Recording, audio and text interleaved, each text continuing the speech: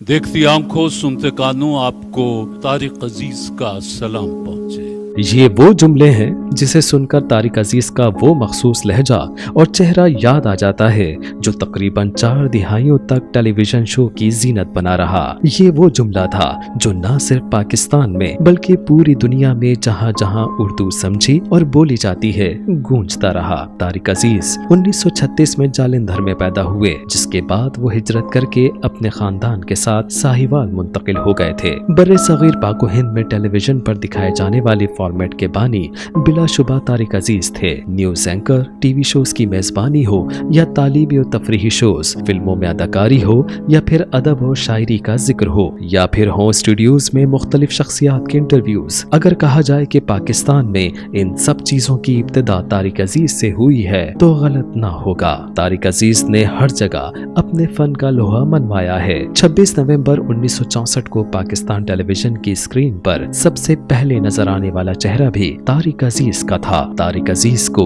सबसे ज्यादा शोहरत उनके शो, जिसका नाम पहले नीलाम घर था, बाद में तारिक अजीज शो कर दिया गया था, से मिली।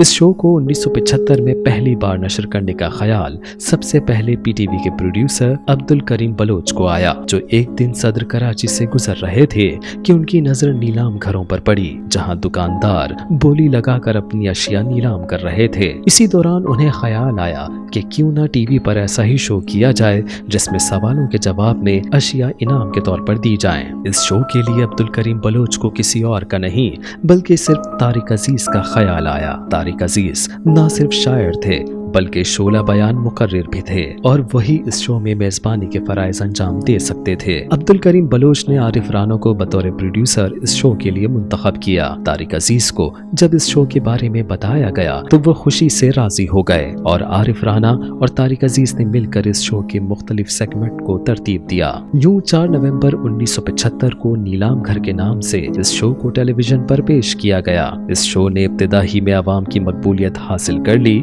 और देखते ही देखते कई सालों तक इस प्रोग्राम को टीवी पर नशर होता हुआ एक से ज्यादा नस्लों ने देखा। इस शो में मुख्तलिफ सवालात के जवाब पर मुख्तलिफ इनामात रखे जाते थे, जिसे हासिल करने के लिए शो में शरीक शुरका पूरी तैयारी से आया करते थे। इस शो की खास बात ये थी कि तारिक अजीज अपनी अदबी गुफ्तगू और शायरी से नई नस्ल को अपनी तहजीब और अपनी सकाफत के बारे में जानने का मौका और गुफ्तगू का सलीका सिखाते थे। बड़े इनामात के लिए शुरका अपनी पूरी तैयारी से आते और मुकाबलेबाजी में बढ़ चढ़कर हिस्सा लेते थे। 1975 में शुरू होने वाले नीलाम घर को 1997 में तारिक अजीज शो का नाम दिया गया और फिर 2002 में इस शो का नाम बज़्म तारिक रख दिया गया। इस तरह कमोबेश 40 साल तक तारिक अजीज अपने प्रोग्राम के जरिए हर घर में इल्म व अदब, तालीम, मालूमात और तहजीब पहुंचाते रहे। तारिक अजीज हर मौजू पर सेरे हासिल गुफ्तगू करने का हुनर भी जानते थे। उन्होंने फिल्मों में भी अपने आप को आजमाया। 1964 में उन्होंने पहली फिल्म खामोश रहो से अपनी अदाकारी का आगाज किया। नीलाम घर शुरू करने से पहले तारिक अजीज तकरीबन 30 फिल्मों में मुख्तलिफ किरदारों को निभा चुके थे।